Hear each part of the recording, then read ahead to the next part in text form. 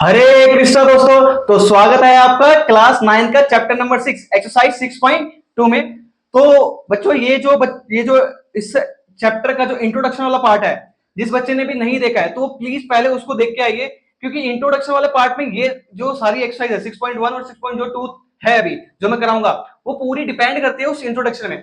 आपको इंट्रोडक्शन वाला पार्ट तो जरूर देखना ही चाहिए, ठीक है। और उसका जो लिंक जो है मैंने डिस्क्रिप्शन में दे दिया है, तो प्लीज उसको फटाफट से देख के आओ, ठीक है। फिर ये अगर आप एक्सरसाइज करोगे तो आपके लिए बहुत ज्यादा इजी हो जाएगा समझना, ठीक है। तो इतनी ज्यादा कंफ्यूजन आपको क्रिएट नहीं होगी। तो फटाफट से इंट्रोडक्शन वाला पार्ट देख के आओ, ठीक है। उसके बाद ये देखोगे तो आपको सारा कुछ बहुत इजीली स्मूथली समझ में आएगा, ठीक है। तो इसके बाद अब चलो टाइम वेस्ट नहीं करते हैं, सीधा स्टार्ट करते हैं क्वेश्चन नंबर 1 पर। क्वेश्चन नंबर 1 कहता है in figure if A B parallel to C D और फिर सी डी पैरेलल है ई एफ के एंड वाई और ratio z is equal to 3:7 दे रखा है and find the value of x। चलो इस फिगर से समझते हैं क्वेश्चन को। कहता है कि ये a और b पैरेलल है cd के और cd पैरेलल है ef के, ठीक है। तो मैं लिखता हूं, पहले सॉल्व करते हैं। तो a b पैरेलल है cd के और cd तो मैंने लिखा है cd पैरेलल है ef के। तो जब ab पैरेलल है cd के और cd पैरेलल है ef के, तो ये ab और ef दोनों ही आपस में पैरेलल होंगे। ये a b पैरेलल cd के and cd parallel to ef, तो ये ef और ab भी आपस में क्या हो जाएंगी, पैरेलल हो जाएंगी, ठीक है। और मुझे क्या गिवन है, मेरे को दे रखा है y रेशो z गिवन है जो कि है 3:7 दे रखा है। तो कभी भी रेशो में दे रखा होता है, 6.11 में कराया था कि रेशो में अगर दे रखा है तो मुझे लेट करना होता है क्या, y को लेट कर लूंगा, y का रेशो दे रखा है 3 और इसको मैं लेट कर लूंगा 3a, ठीक है। और z का रेशो दे रखा है 7, तो ये हो जाएगा z 7a। इसकी क्या वैल्यू हो जाएगी 7a और y की वैल्यू हो जाएगी 3a।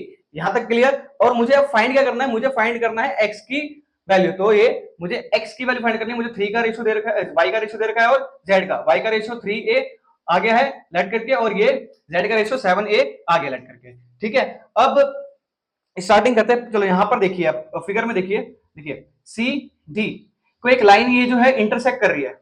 जब कोई दो लाइन आपस में इंटरसेक्ट कर रही है तो ये वाला एंगल जो है वाई वाला एंगल और ये वाला एंगल दोनों हो जाएंगे आपस में क्या, इक्वल हो जाएंगे। क्या हो जाएंगे, इक्वल। तो इसका नाम भी रख लेते हैं, चलो वाई रख लेते हैं, ठीक है। ये हो गया वाई। क्यों हो जाएगा इक्वल, क्या रीजन होगा, जब कभी भी दो लाइन आपस में इंटरसेक्ट कर रही है तो जिसमें आमने सामने वाले एंगल क्या हो जाएंगे, वर्टिकली अपोजिट एंगल हो जाते हैं, ठीक है। वर्टिकली अपोजिट एंगल हो जाते हैं। तो अगर मैं इसको लिखना चाहूं तो कैसे लिखूंगा, y इज इक्वल टू, चलो इस एंगल का नाम देते हैं, ये लिखा है d और यहां पर दे दिया है, मैं लिख लेता हूं o और यहां पर लिख लेते हैं g, डी ओ जी, एंगल डी ओ जी के इक्वल हो जाएगा। और इसका रीजन क्या लिखेंगे हम, वर्टिकली अपोजिट एंगल, ये हमारा क्या हो जाएगा रीजन। तो ठीक है, तो डी ओ जी की वैल्यू क्या हो जाएगी, डी ओ जी की, वाई की वैल्यू क्या थी भाई 3 है, तो डी ओ जी की वैल्यू भी क्या हो जाएगी 3a। तो और ये वाई की इक्वल ही है, ठीक है। अब मैं कहता हूं कि ये वाई वाला वाई, ये वाई प्लस जेड किसके इक्वल है भाई, 180 डिग्री के इक्वल है। ये वाई, ये वाला वाई हो गया था इसका वाई, और वाई जो है और जेड जो है, इन दोनों को अगर मैं प्लस करता हूं तो ये हो जाएगा 180 डिग्री के इक्वल। अब ये रीजन क्या होगा इसका, रीजन क्या है कि जब ये कभी भी, ये देखिए रीजन मैं लिख देता हूं,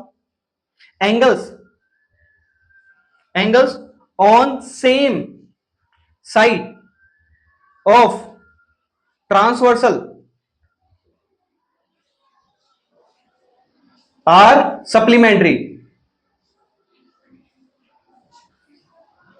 तो ये जो एंगल है, ये वाला देखिए, ट्रांसवर्सल लाइन ये जा रही है, इसके साथ में देखिए बिल्कुल ये वाला अंदर का एंगल और ये वाला एंगल, y और ये z, ये दोनों एंगल, इन दोनों को अगर प्लस करते हैं तो 180 डिग्री के इक्वल ये आ जाता है। या फिर इसको आप को इंटीरियर एंगल भी कहते हैं। तो किसी किसी बुक में या फिर कोई कोई टीचर जो होते हैं उसको इसको लिखवाते हैं को इंटीरियर एंगल। तो बात दोनों ही सेम है, कंफ्यूज मत होना। या तो आप ये लिख सकते हैं angle on same side of transversal are supplementary, या फिर कहीं पर लिखा है को इंटीरियर, या कोई टीचर आपको कराएगा क्या को इंटीरियर एंगल। तो ये इंट्रोडक्शन वाला पार्ट मैंने दोनों ही यहां पर बता दिए थे उस टाइम पर। तो ठीक है, तो अगर को इंटीरियर एंगल लिखा है तो भी करेक्ट है, और ये जो लिखा है तो ये भी करेक्ट है। तो ठीक है, तो y और ये z दोनों अंदर वाले एंगल हैं, तो इनको हम को इंटीरियर एंगल भी कहते हैं। तो ये y और प्लस z जो बनाते हैं वो बनाते हैं किसके इक्वल, 180 डिग्री के इक्वल हो जाते हैं। तो y की वैल्यू जो आई है हमारी कितनी आई है, 3a, और z की वैल्यू जो आई है वो 7a, ये हो जाएगा 180 डिग्री, और ये 7 प्लस 3 कितना हो जाएगा, 10a is equal to 180 degree, और ये a की वैल्यू, ये a 10 मल्टीप्लाई में है a के साथ, तो यहां पर आएगा दूसरी साइड, तो वो हो जाएगा डिवाइड में 10, और इस 10 0 से 0 कैंसिल हो गया, तो a की वैल्यू जो आ गई हमारी, a की वैल्यू आ गई हमारी 18 डिग्री। ठीक है, a की वैल्यू हमारी आ गई 18 डिग्री। अब नेक्स्ट आगे बात कर लेते हैं। ठीक है, देखिए आगे a की वैल्यू क्या आ गई हमारी, 18 डिग्री आ गई है। अब मैं इससे y की वैल्यू निकाल सकता हूं। y क्या था हमारा, 3a था ना, 3a, तो y की वैल्यू क्या हो जाएगी, 3 मल्टीप्लाई 18, ये हो जाएगा 3 मल्टीप्लाई 18 कितना होता है, 54, y की वैल्यू मेरी आ गई। ठीक है, अब इसके बाद y की मेरी वैल्यू आ गई, z की अगर निकालनी z भी निकाल सकते हैं। z किसके इक्वल हो जाएगा, z था हमारा 7 a के, तो z हो जाएगा हमारा 7 मल्टीप्लाई 8, 7 मल्टीप्लाई 18 आई है, और ये हो जाएगा 7 मल्टीप्लाई 8 कितना होता है, 126 होता है।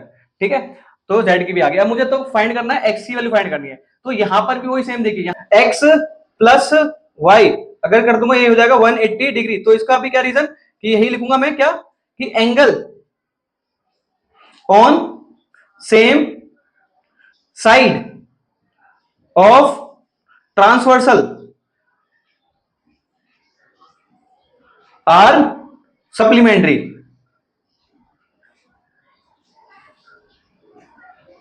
ठीक है, तो ये आर सप्लीमेंट्री। ठीक है, थोड़ी जगह कम थी। तो यहां पर भी कि x प्लस वाई, यहां पर यही ट्रांसवर्सल सेम एंगल जो है सेम साइड पर है और ट्रांसवर्सल है, तो इनका जो सम होता है वही 180 डिग्री हो जाएगा। तो मैं यहां पर इसको यहां पर थोड़ा लिख देता हूं, तो x प्लस वाई क्या हो जाएगा हमारा 180। अब x की वैल्यू तो मुझे नहीं पता है, y की वैल्यू अभी मैंने फाइंड करी है, जो कि है 54 है, तो 180 इज इक्वल टू 180, और फिर x इज इक्वल टू ये 54 प्लस में है, तो ये माइनस में दूसरी साइड चले जाएगा 54, और ये x की वैल्यू आ जाएगी हमारी 180 माइनस 54, जो कि होता है 126 डिग्री।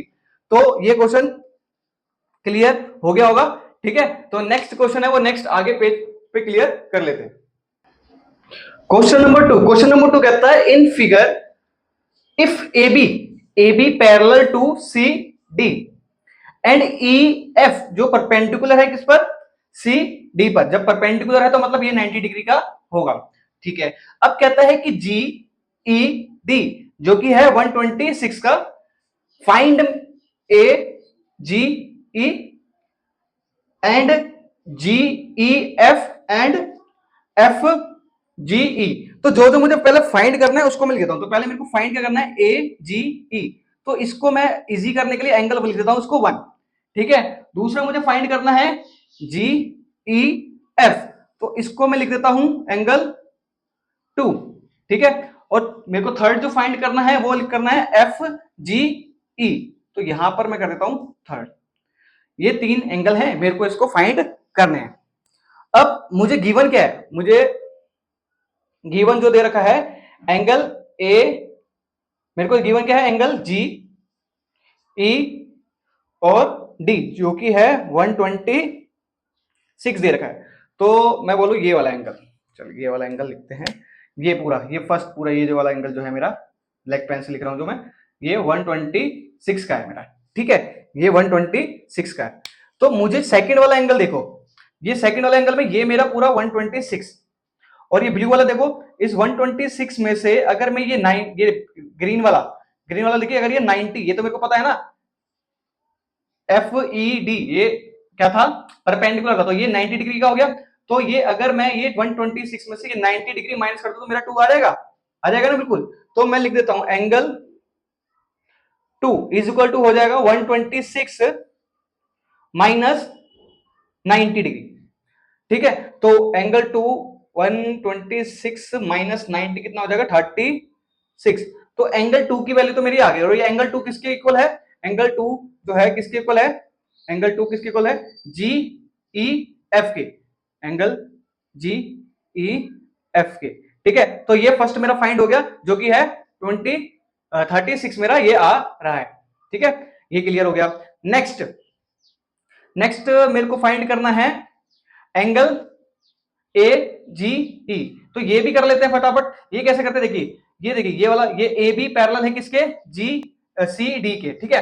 तो ये ब्लैक से जो मैंने लिखा है ये वाला एंगल और ये एंगल 1 इक्वल होंगे, इक्वल होंगे। क्यों होंगे, रीजन क्या दे सकते हैं इसका, एंगल 1 जो होगा किसके इक्वल होगा, एंगल क्या बन रहा है, जी ई डी। ये एंगल 126 है, एंगल जी ई डी। इसका रीजन जो लिखेंगे आप क्या लिखेंगे, alternate interior angle, alternate interior angle, ठीक है, अल्टरनेट इंटीरियर एंगल, इसका रीजन हो जाएगा।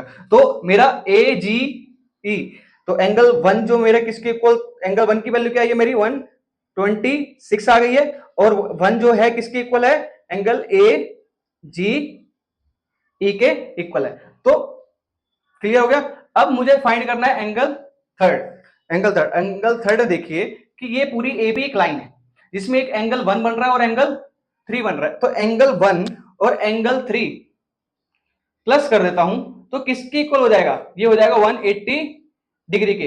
रीजन क्या होगा कि एक लाइन पे जब दो एंगल बन रहे हैं तो वो क्या होते हैं, लीनियर पेयर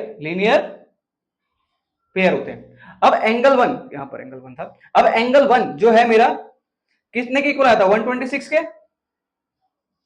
ठीक है। और एंगल 1 और मेरे को एंगल 3 फाइंड करना है, और एंगल 3 यहां पर लिख दिया, और ये 180 डिग्री। अब 180 डिग्री है ना, अब इसको एंगल 3 को यहीं पे रहने देते हैं, और 180 डिग्री माइनस 126 कितना हो जाएगा, ये 10 में से 6 गए, 4 5 54, सिंपल एंगल 3। और ये एंगल 3 किसके इक्वल था हमारा, किसके equal, F, angle F G E. यही तो फाइंड करना था हमारे, फर्स्ट ये करना था फाइंड, ये करना था, ये फाइंड करना था। देखो जो और भी टीचर है उनके जो वेज है कराने के अलग अलग हो सकते हैं, ठीक है। तो जरूरी नहीं है कि उन्होंने भी यही कराया होगा, तो कंफ्यूज मत होइए। तो इसको और भी बहुत सारे तरीके हैं इसको सॉल्व करने के, ठीक है। तो कंफ्यूज मत होना, ये वाला आपको बहुत अच्छे से क्लियर हो गया होगा, तो आप इसी तरीके से इसको करिए, ठीक है। तो नेक्स्ट क्वेश्चन जो है वो नेक्स्ट आगे क्लियर करते हैं। तो ये तो क्लियर हो गया है आपको। Question number 3 in figure PQ parallel ST P and PQR is equal to 100 and RST is equal to 130, find QRS। ये मुझे फाइंड करना है। तो फिगर के हिसाब से देखते हैं फिगर में क्या क्या है गिवन। देखिए ये PQR, जो PQ है वो पैरेलल है किसके, ST के। तो अगर मैं इसको आगे और एक्सटेंड करूंगा तो, और इसको एक्सटेंड करूंगा तो ये दोनों PQ और ST क्या हो जाएंगी, पैरेलल हो जाएंगी आपस में। यहां तक तो क्लियर है। और मुझे गिवन जो है मेरे को दे रखा है PQR जो कि है कितना, 110 डिग्री, ये मुझे गिवन है। और मुझे क्या गिवन है, मुझे दे रखा है RST जो कि है 130 डिग्री के इक्वल है। तो इसको, और मुझे फाइंड करना है QRS, तो ये वाला एंगल मुझे फाइंड करना है। इसके लिए मुझे क्या करना पड़ेगा, कुछ कंस्ट्रक्शन करनी पड़ेगी। अब कंस्ट्रक्शन क्या करूंगा कि ये जो PQ पैरेलल है ST के, तो मेरे को एक और लाइन ड्रॉ करनी है। मैं कंस्ट्रक्ट कर रहा हूं या फिर ड्रॉ कर रहा हूं, ठीक है। इसका मैं नाम दे देता हूं XY दे देता हूं। अब ये XY जो है वो पैरेलल है PQ के, और PQ ST के पैरेलल है, तो XY ST के भी पैरेलल हो जाएगी, ठीक है। तो यहां पर हम लिखते हैं सॉल्व, फर्स्ट सॉल्व करते हैं, ठीक है। सॉल्व करते हैं थर्ड क्वेश्चन। मैं एक को लिखना पड़ेगा, कंस्ट्रक्ट ड्रॉ लाइन XY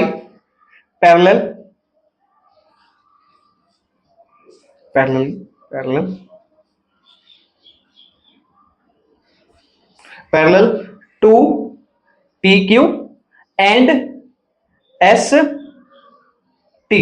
तो XY जो कि है पैरेलल PQ के एंड ST के भी पैरेलल है, ये समझ में आ रहा है, ठीक है। उसके बाद क्या करना है, थोड़ा सा ये टेढ़ा हो गया है, कोई बात नहीं, थोड़ा समझ लेना आप, ठीक है। अब यहां पर देखिए ये वाला एक एंगल, ये वाला एंगल और ये वाला एंगल। अब ये मैं इसको लिख देता हूं ए, लेट कर लेता हूं, और उसको मैं लेट कर लेता हूं बी। ठीक है, ए और बी लेट कर लेता हूं मैं। लेट करने के बाद क्या करना है इसके अंदर, देखिए अब ये है 110 है और ये क्या है, ए है। 110 है और ये है ए। तो मैं कह रहा हूं कि 110 प्लस ए इक्वल हो जाएगा 180 डिग्री के। रीजन क्या होगा, angle on same side of transversal are supplementary.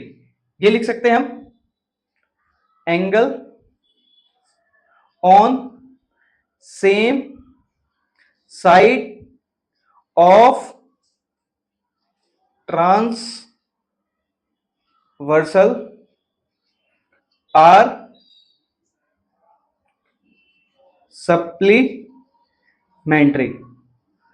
तो जो एंगल होते हैं ट्रांसवर्सल लाइन के, उन दोनों का जो सम जो होता है वो इक्वल होता है 180 डिग्री के। या फिर आप ये लिख सकते थे, या फिर दूसरा क्या लिख सकते थे कि ये को इंटीरियर एंगल है, बोथ आर करेक्ट। ठीक है, अब ये 110 जो इक्वल है 110 प्लस ए इक्वल है 180 के, तो मैं ए को यहीं पर रहने देता हूं और ये 110 180 माइनस 110 को मैं यहां पर लेके आ गया, तो मेरी ए की वैल्यू आ जाएगी सब्ट्रैक्ट करके, कितनी आ जाएगी 70 डिग्री आ जाएगी। चलिए ये तो क्लियर हो गया। अब सेम केस इसके अंदर भी देखिए 130 और ये भी, ये एस टी भी तो पैरेलल है ना एक्स वाई के, तो फिर क्या होगा इसके अंदर भी यही 130 plus b equal to 180 degree. फिर यही लिखेंगे हम, angle on same side of transversal are supplementary. ठीक है, तो 130 प्लस बी इक्वल हो गया यहां पर 180, रीजन मैंने यहां लिख दिया है। तो अब मेरे को बी की वैल्यू फाइंड करनी है। बी जो हो जाएगा, ये बी है भाई, 6 में समझ लेना, बी है ये। ठीक है, तो 180 माइनस 130 कितना हो जाएगा 50। बी की वैल्यू जो हो जाएगी हमारी 50 डिग्री हो जाएगी।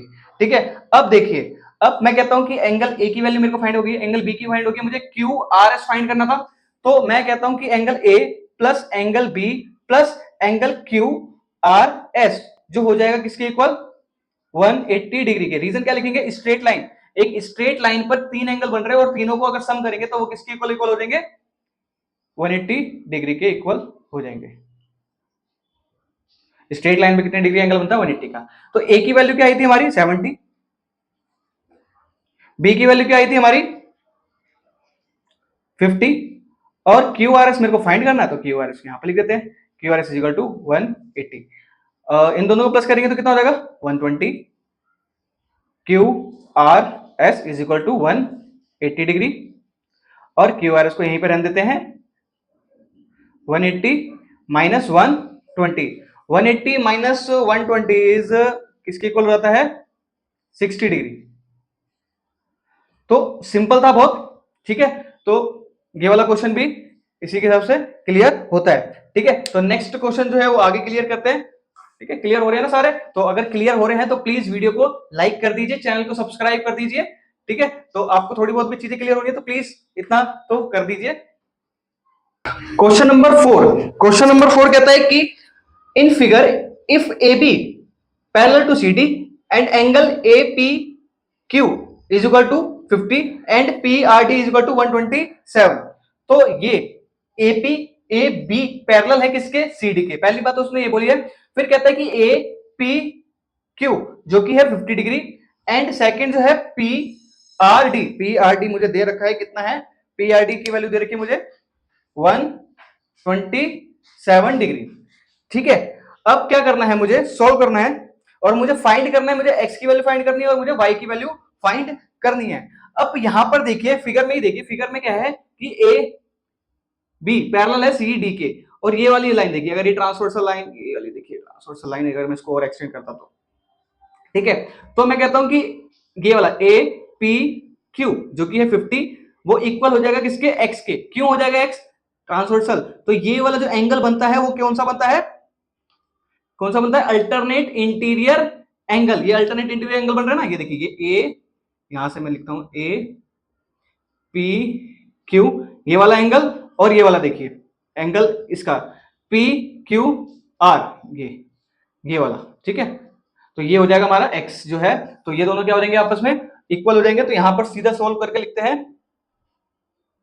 क्वेश्चन 4, जो कि है x इक्वल हो जाएगा किसके, एंगल ए पी क्यू, और रीजन में आप लिख दीजिए alternate interior angle, alternate interior angle, ठीक है। और तो फिर x की वैल्यू कितनी हो जाएगी हमारी 50 डिग्री हो जाएगी। अब नेक्स्ट हमारे को y भी फाइंड करना है, तो y फाइंड करने के लिए क्या करें, देखिए अब यहां पर ही वही सेम, देखिए अब यह a b parallel same c d के है, तो अगर ये वाली लाइन है जो पी आर है, इसको भी अगर आगे तक एक्सटेंड किया जाता, ठीक है, तो क्या होगा, देखिए तो यहां पर भी ये वाला 127 डिग्री जो है वो किसके हो जाएगा, ये 50 प्लस वाई के, ये भी कौन सा एंगल बन रहा है, ये वाली line A P are equal हो जाएगा पी आर डी के, ठीक है, ये 127 और ये भी 50 प्लस वाई, ये भी किसके इक्वल हो जाएगा, इसके 127 के। तो इसको लिखते कैसे हैं, देखिए कैसे लिखा जाएगा, ए P are, A P are equal हो जाएगा ये वाला पी आर डी के, एंगल पी आर डी के, ए है भाई, ठीक है। और इसका रीजन जो लिखेंगे आप क्या लिखेंगे, अल्टरनेट, सेम वही reason, alternate interior angle, alternate interior angle.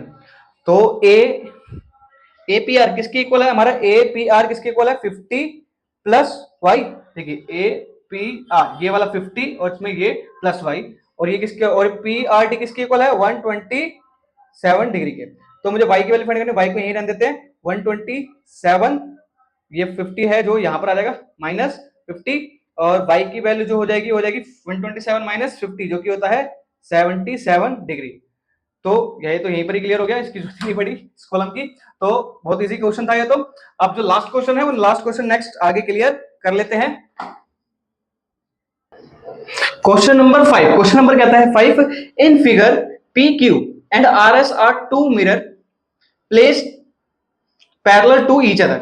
An incident ray AB strike the mirror PQ at B. The reflected ray remove along the path BC and strike the mirror RS at C. And the angle reflect back along CD. Prove that AB. तो मैं figure के according समझाता हूं कि क्या कहना चाहता है क्वेश्चन, कि कहता है कि PQ और RS क्या है, दो मिरर हैं जिस पर AB जो है लाइन क्या कर रही है, एक इंसिडेंट हो रही है या फिर स्ट्राइक हो रही है, और स्ट्राइक होने के बाद वो फिर रिफ्लेक्ट हो रही है, और रिफ्लेक्ट जो हो रही है उसके बाद फिर एक और लाइन जो है जो कि कौन सी, बी सी रिफ्लेक्ट हो रही है, और फिर उसके बाद सी डी, उसके बाद दोबारा से क्या हो रही है, उस पर स्ट्राइक हो रही है इस मिरर पर, और मिरर पर स्ट्राइक होने के बाद वो फिर रिफ्लेक्ट हो रही है किस पे, सी डी पर। मतलब इस तरीके से ए बी स्ट्राइक हुई, फिर ये रिफ्लेक्ट हुई, फिर ये रिफ्लेक्ट होने के बाद आर एस पर ये क्या हुई, स्ट्राइक, और ये फिर उसके बाद दोबारा से ये सी डी पर ये रिफ्लेक्ट हुई है, ठीक है। तो इसको मुझे प्रूफ क्या करना है, मुझे अब प्रूफ करना है कि ए बी पैरेलल है सी डी पर, ठीक है, ये दोनों आपस में क्या है, पैरेलल है, ये मुझे प्रूफ करना है। बहुत सिंपल सा क्वेश्चन है, ठीक है, समझ में आ जाएगा आपको, बहुत अच्छे से क्लियर करा दूंगा, टेंशन मत लो, बहुत अच्छे से करा दूंगा, ठीक है। तो बस क्वेश्चन को ध्यान समझना और किस तरीके से करा रहा हूं उस तरीके से समझना अच्छे से। चलो तो आगे बात करते हैं। तो मेरे को कुछ कंस्ट्रक्शन करनी पड़ेगी इस क्वेश्चन को करने के लिए। मुझे कंस्ट्रक्शन क्या करनी है, मुझे एक कंस्ट्रक्टर करना है, ये मेरे को एक लाइन, इससे नहीं बनाता मैं इससे बनाता हूं, ठीक है, मेरे को एक लाइन कंस्ट्रक्ट करनी है जो कि परपेंडिकुलर है पी क्यू पर, और एक और लाइन है आर एस पर, एक और मेरे को क्या करना है, परपेंडिकुलर मेरे को ये बनानी है।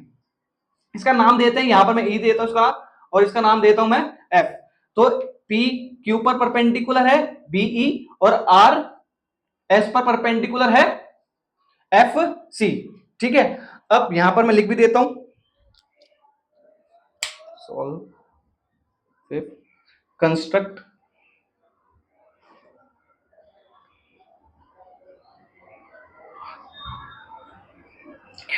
B E perpendicular to P Q, एक तो मैंने ये करा है, और सी एफ परपेंडिकुलर है किस पर, आर एस पर, ये कंस्ट्रक्ट करें। और एक और चीज और देखिए, जो बीई है वो पैरेलल है किसके, एफ सी के। तो अगर मैं इसको आगे और एक्सटेंड करता है, उसको और आगे एक्सटेंड कर लेके जाता, तो ये दोनों, ये वाली बीई और एफ सी, ये आपस में पैरेलल भी है। तो मैं यहां पर लिख भी देता हूं, B E parallel to F C, यहां पर लिख लेते हैं परपेंडिकुलर, पेंडिकुलर and perpendicular and parallel also।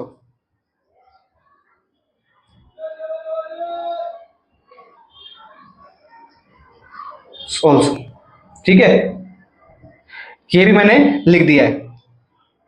अब नेक्स्ट स्टेप, अब इनका एक नाम और देते हैं इन एंगल का। एक ये एंगल बनाते हैं इसको 1, इसको एंगल 2 कर देते हैं, इस एंगल को कर देते हैं हम 3 और इसको कर देते हैं 4।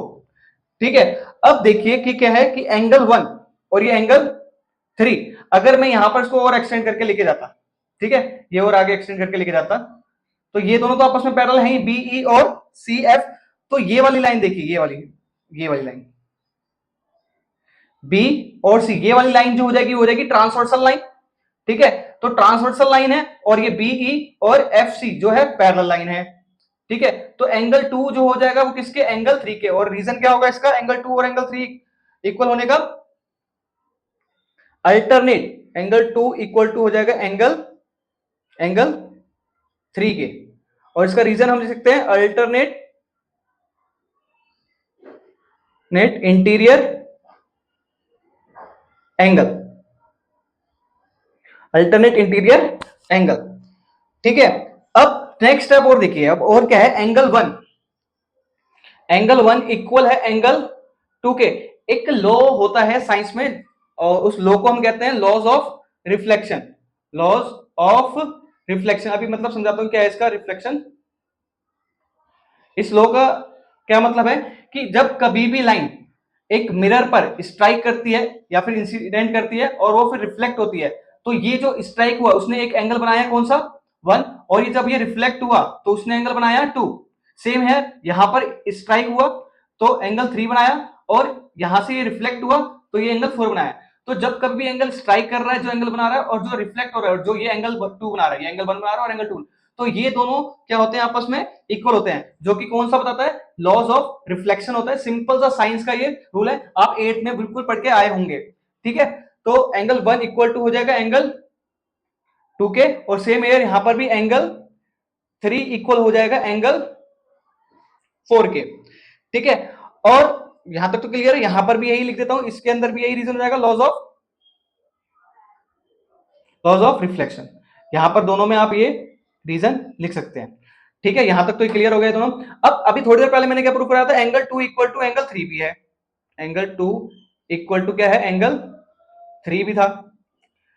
अब ठीक है, अब इसको इस तरीके से लिखते हैं, एंगल 1 जो है, किसके इक्वल है, एंगल 1 है एंगल 2 के।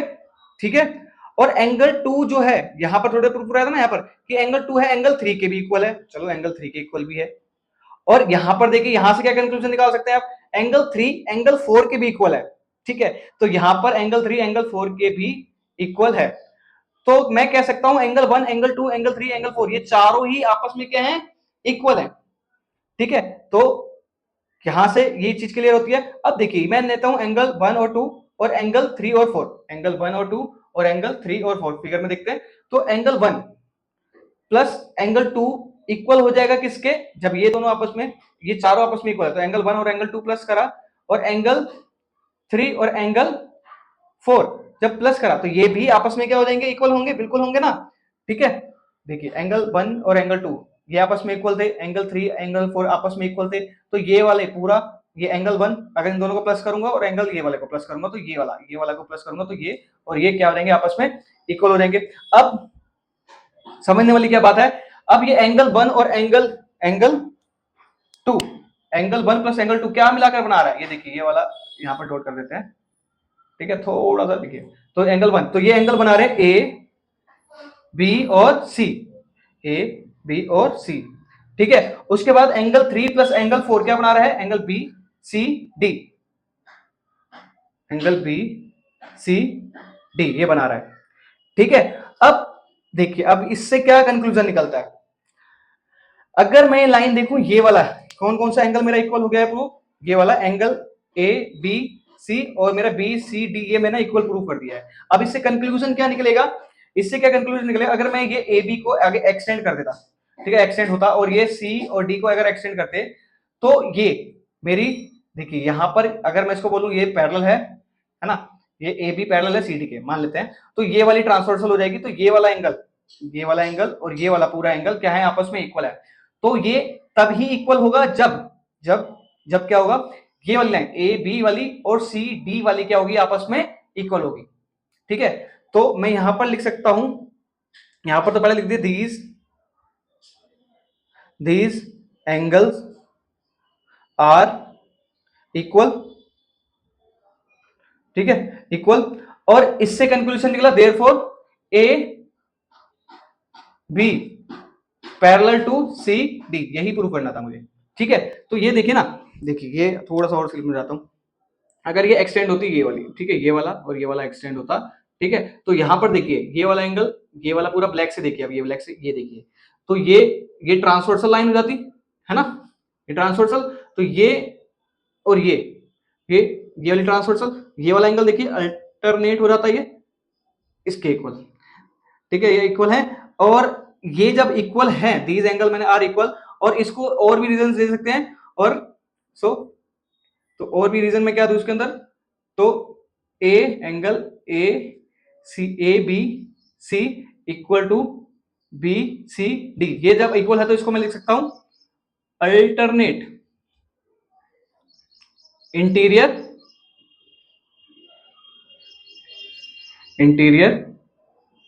एंगल। अब तो और भी ज्यादा क्लियर हो गया होगा, जब अल्टरनेट इंटीरियर हो गया है तो इसका क्या मतलब है कि ए बी क्या है पैरेलल है सी डी, ठीक है, ये अल्टरनेट एंगल बना रहे हैं तो ये क्या हो गया इक्वल हो गए हैं आपस में, और ये हो गई है A B parallel to C D. अब केवल ये एक्सरसाइज तो हमारी कंप्लीट होती है, ठीक है, तो क्लियर हो गया होगा, अगर नहीं क्लियर हो तो कोई बात नहीं, एक बार दोबारा से देखो वाला क्वेश्चन तो और अच्छे से क्लियर हो जाएगा आपको।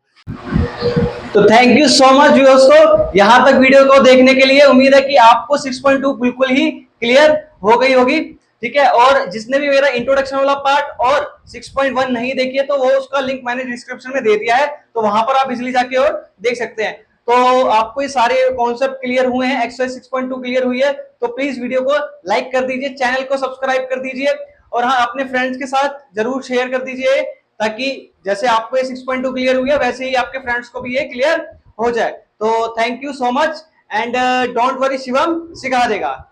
Thank you so much, Hare Krishna.